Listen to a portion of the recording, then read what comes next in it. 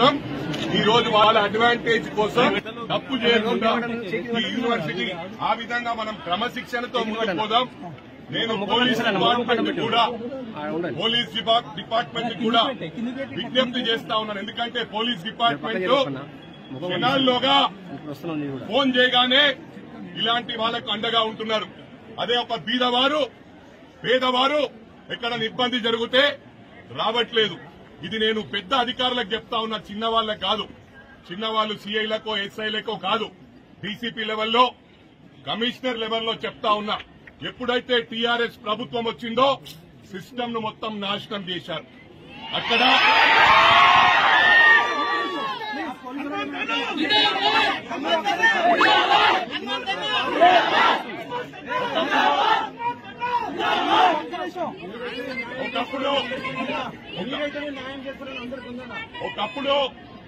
ఒకప్పుడు ఎలా ఉండే అంటే ఒక ఐపీఎస్ ఆఫీసర్ అయినా ఒక ఐఏఎస్ ఆఫీసర్ అయినా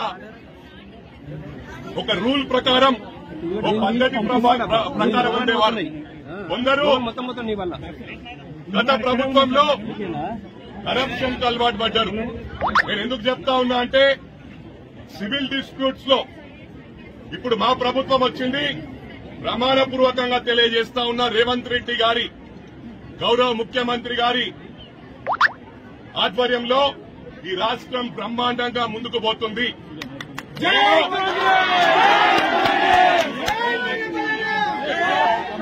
నేను ఎన్నికల పోటీ చేయట్లేదు. 5 సంవత్సరాలు ఓటు అడగదలుచుకోలేదు. వేరే వాళ్ళ కోసం అడుగుతాను, నా కోసం అడగను.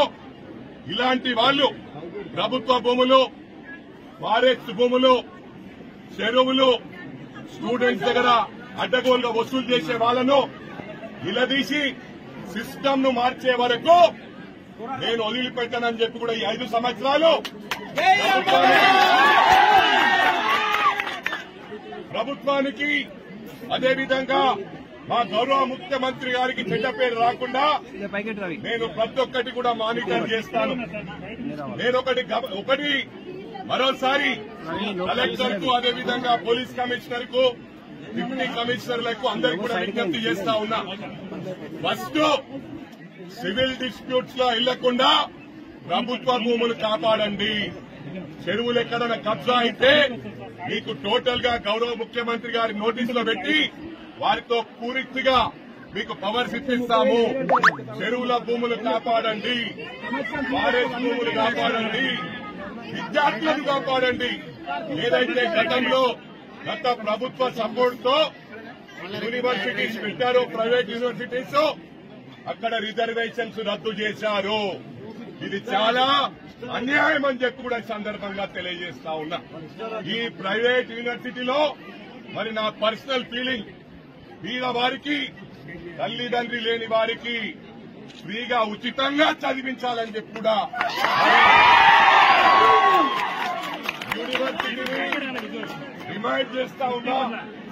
ఏదైతే విద్యార్థులకు ఇక్కడ అన్యాయం జరిగిందో, గతంలో దీంట్లో మర్డర్లు జరిగాయో, సూసైడ్లు జరిగాయో మీ అందరికీ కూడా తెలుసు. ప్రభుత్వం అండతో, మంత్రి అండతో అది బయటకు రాకుండా కప్పిపుడ్చారు. అవన్నింటినీ కూడా బయటకు తీస్తామని చెప్పి కూడా ఈ సందర్భంగా తెలియజేస్తా ఉన్నాం.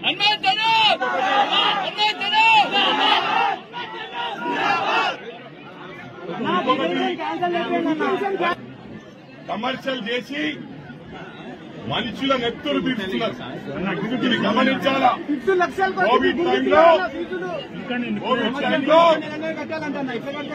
కోవిడ్ టైంలో కరోనా టైంలో ఒక పారాసిటమాల్ ఇచ్చి మనిషికి ₹1,00,000 రోజుకు వసూలు చేసిన ఘనత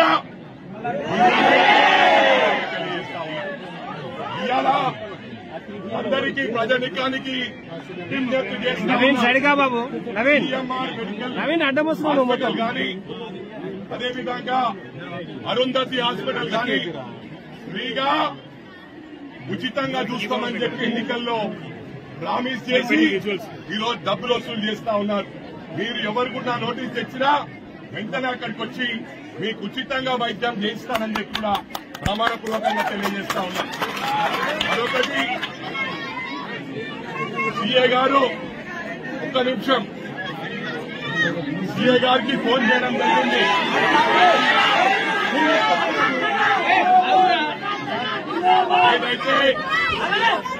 ఏదైతే గౌరవ ముఖ్యమంత్రి గారిని ఈ హాస్టల్ కు సర్ప్రైజ్ తెచ్చి పురుగుల అన్నం పెడితే మేము ఇన్స్పెక్ట్ చేసి అది ప్రూవ్ అయితే కాలేజ్ కు మూతపడతారు. కానీ ఇవాళ ప్రభుత్వ భూములున్నా ఫారెస్ట్ భూములున్నా ఈ ప్రెమిసెస్ ఇంటర్ కాలేమంటే మీ చదువు పాడవుతుందని చెప్పి రాలేదని చెప్పి కూడా ఈ సందర్భంగా మనం చేస్తా ఉన్నా. దానిక ముందు ఈ విధంగా జరగదు, అన్నిటికీ కట్టడి చేస్తామని చెప్పి సభాముఖంగా మనం చేస్తా ఉన్నా. సీఏ గారికి ఫోన్ చేసినప్పుడు లాఠీ చార్జ్ చేస్తా అని చెప్పాడు. నేను సీఏ గారికి రిక్వెస్ట్ చేశాను, 5 minutes లో వస్తున్నా, అలాంటివి చేయొద్దని చెప్పాను. మరోసారి కూడా విజ్ఞప్తి చేస్తా ఉన్నా, మీ పెద్ద అధికారులు చెప్పినా కూడా మీరు ఎలాంటి చర్యలు తీసుకున్నా సీరియస్ యాక్షన్ ఉంటుంది. క్రమశిక్షణకు మారు పేరు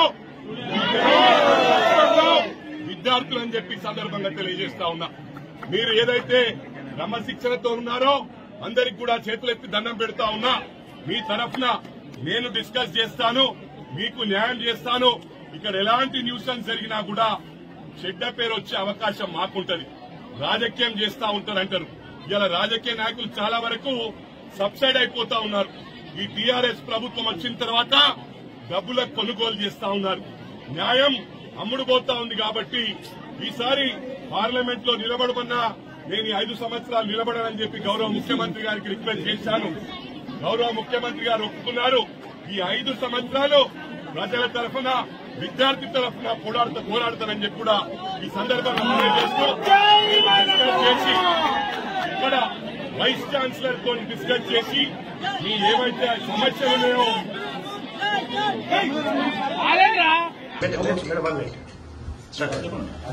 అందరికీ నమస్కారం.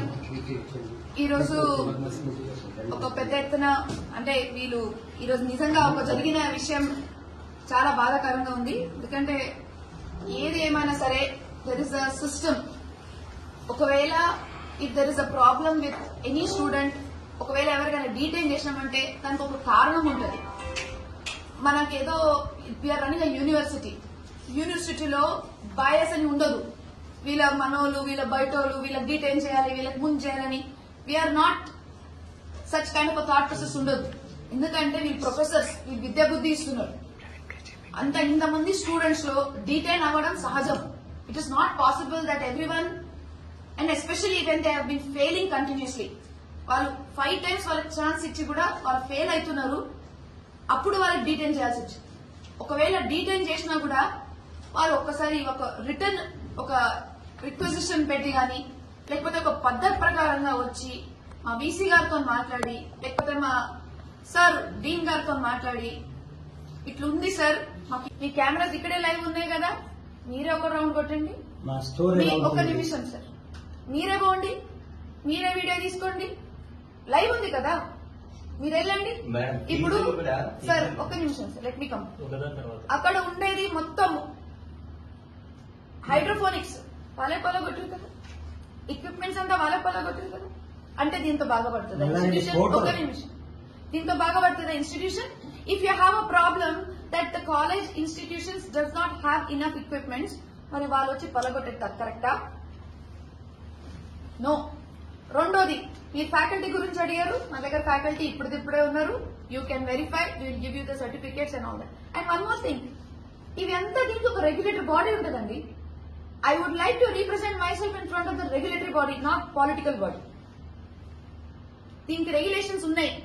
Ask them to go through regulations, ask them to come through us through a proper regulatory body.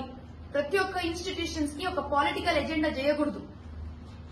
దీనికి ఒక పొలిటికల్ ఎజెండా చేస్తూ, దీనికి ఒక పెద్ద ఎత్తున రౌడిజం చేస్తూ ఈజ్ నాట్ యాక్సెప్టెడ్. అసలు మీరందరూ ఇప్పుడే గమనించండి, దీనికన్నా ముందు ఎప్పుడు ఇట్లాంటి రౌడిజం మన దాంట్లో జరగలేదు. ఇప్పుడు ఎందుకు జరగాలి? నేను అడిగేది, ఒక ఇన్స్టిట్యూషన్ లో డీటైన్మెంట్ లేకపోతే స్టూడెంట్స్ ప్రాబ్లము ఉంటే అది కూడా ఒకటి ఇద్దరు కాదు. మనం we have ocean of students, 70,000 students. ఏదో ఒకటి బాధ ఖచ్చితంగా ఉంటుంది. బట్ దీనికి ఒక పొలిటికల్ ఎజెండా చేయకుండా, ఒక రౌడిజం మీద చేయకుండా, పిల్లలు వేరే పిల్లలు కూడా చదువుకుంటున్నారు. వాళ్ళు డిటైన్ చేసిన మంది ఎంత ఒక 22 పీపుల్ ఉన్నా కూడా there are other students who are meritorious. ఇది మొత్తం విద్య బుద్ధి ఇచ్చే సంస్థ. We're not doing any illegal work over here. Agriculture sciences లో more than 2000 people are already studying. అక్కడ క్లాసెస్ జరుగుతున్నాయి, ఫ్యాకల్టీ ఉన్నారు, మా సార్ ఉన్నారు. వాళ్ళు చదువుకునే కాదా? అంటే డీటెంటేషన్ మాత్రానికి మొత్తం యూనివర్సిటీ మన బేకార్ అయిపోయిందా? అదే ఎట్లా? ర్యాంక్ హోల్డర్స్ ఉన్నారు, అగ్రికల్చర్ కాలేజెస్ లో టాపర్స్ ఉన్నారు. మన దగ్గర బయట పోయి మన దగ్గర నుంచి బయట కంట్రీలో మన అగ్రికల్చర్ ఇన్స్టిట్యూషన్ కి రీప్రజెంటేషన్ ఉన్నారు. ఎంతో మంది, వందల మంది మన దగ్గర బాగుపడి అంటే they all are getting educated, they are getting degrees, they are going happily outside. మంచి వాళ్ళు జాబ్ చేస్తున్నారు. ఇదంతా పాజిటివ్లీ నడుస్తున్నప్పుడు ఒక 20 మంది డీటెయిన్ చేసే కారణం ఏంటి? ఫస్ట్ తెలుసుకోవాలి. కారణం ఏంటిదంటే 5 సార్లు వాళ్ళకి ఛాన్స్ ఇచ్చినా కూడా వాళ్ళు ఒకవేళ ఫెయిల్ అయిపోతే will be they able to be a better agriculture? దాని పేపర్స్ ఉన్నాయి, దాని డాక్యుమెంట్స్ ఉన్నాయి, పిలుస్తాం. ఎవరో పేరెంట్స్ కి ప్రాబ్లం ఉంటే పేరెంట్స్ వచ్చి మాట్లాడమనండి. But it should not be a political agenda. And this is the situation between the student and the faculty and the management. వీళ్ళు ముగ్గురే దీంట్లో మాట్లాడాలి. అన్యాయం ఏం జరగలేదు. అండ్ అన్యాయం ఇట్లాంటి ఎన్నో కాలేజెస్. అట్లా అంటే ప్రతి ఒక్క కాలేజ్ లో డీటెయిల్ స్టూడెంట్ కి మీరు అక్కడ పోయి ఇట్లాంటి ధర్నా చేయాల్సి వస్తుంది. అది కరెక్టేనా? ఓన్లీ మల్లారెడ్డి యూనివర్సిటీలో మాత్రమే డిటైన్ చేసిరా? వేరే యూనివర్సిటీలో అటెండెన్స్ తక్కువ అయినా ఫెయిల్ అయినా డిటైన్ చేయరా? చేస్తారు కదా. అయితే అక్కడ పోయి ధర్నా చేస్తారా? వచ్చిర్రు ధర్నా ఎందుకు? మ్యాన్ హ్యాండ్లింగ్ ఎందుకు? మన ఫ్యాకల్టీతో మ్యాన్ హ్యాండ్లింగ్ ఎందుకు? అక్కడ వచ్చి మనం అగ్రికల్చర్ కోసము వాళ్ళకి ఇండోర్ ప్లాంటేషన్ అవి అంతా వాళ్ళకి హైడ్రోఫోనిక్స్ పెడితే దానికి మొత్తం పలగొట్టడం కరెక్టా? మీరే చెప్పండి. మీరంతా మీడియా మిత్రులు. I'm asking this question to you. మీ పిల్లలు ఎక్కడ ఉన్నారనుకోండి, ఇస్ ఇట్ సేఫ్? మేడం వాళ్ళు ఏం చెప్తున్నారంటే స్టూడెంట్స్ తోటి మాట్లాడితే